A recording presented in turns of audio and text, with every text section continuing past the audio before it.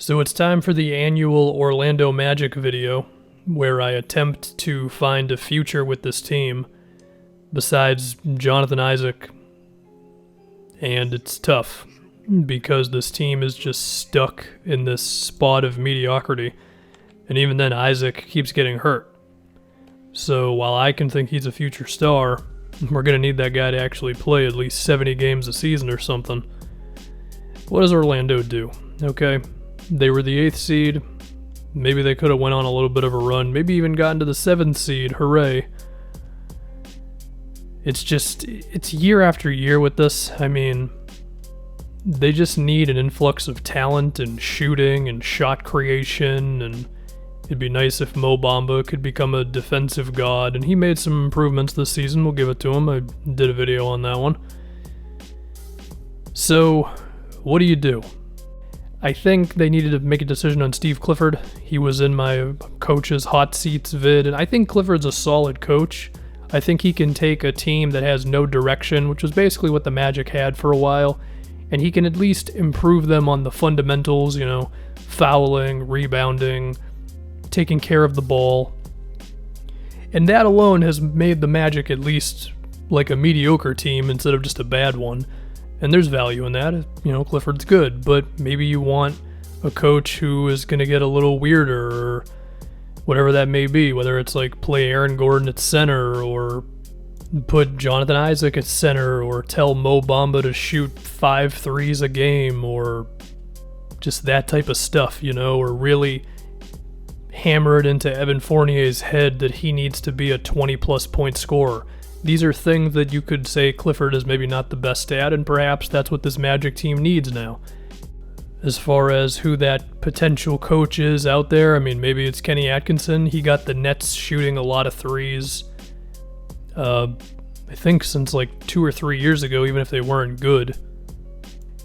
But even then, it's like, does this team have enough talent to where a new coach and a new system would even make them significantly better?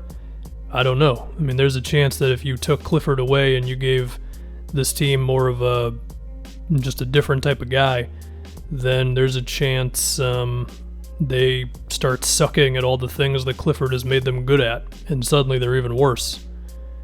There's also a chance that telling Aaron Gordon to shoot more threes is not a good idea, so it's tough. I mean, the heart of this whole problem, again, is that this team just isn't that talented. So it's tough to be like, well, this is the answer, because the answer is like, you need a star, and yeah, okay, that's the first step in building a real NBA team, and these guys have not accomplished that just yet.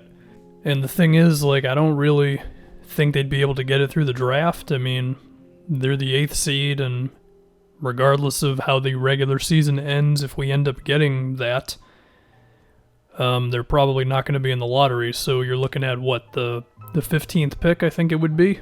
Yeah, they've got the worst record out of all the playoff teams. Well, they're tied with the Nets, so I don't know, 15th, 16th, whatever. So maybe you just entertain trading that pick if you want to just get a little wild. Like if Buddy Hield becomes available. And I'm sure there's other dudes who could end up being available. The reason I bring this up is because it's kind of the only way they can really add talent. I mean, they're sitting at $122 million in salary right now. Well, for next season, I should say. They're a little higher for right now.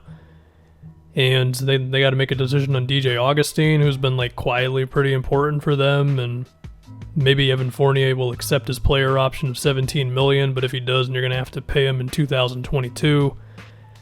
Granted, because of the world right now, the NBA contracts might not be insanely expensive for a little bit. We'll see how the salary cap turns out. So basically, it's either they nail it with their draft pick and they get themselves a star who can really be a source of offense and actually make threes, or they got to trade for him, or it's just going to be more of the same, really. It's just going to be the same 40-win team, give or take, that just kind of exists, and that's about it. I do feel like Aaron Gordon remains probably their biggest trade piece. I can picture teams around the league viewing Gordon in a better light than Orlando does.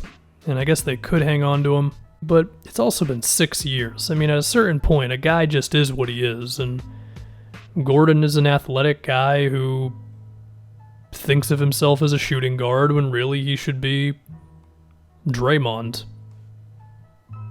So if I was going to move somebody, it would be him. As far as for who and for what, shooting, of course.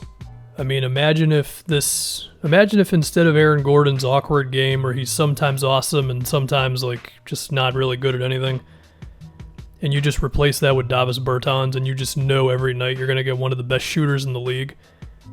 I feel like that would really help this Magic team out a lot. Not that I think that trade is actually available. I would not do that if I was the Wizards, so just try to find your own version of that. I mean, you know, like Otto Porter, right? He's on a 1 year with the Bulls.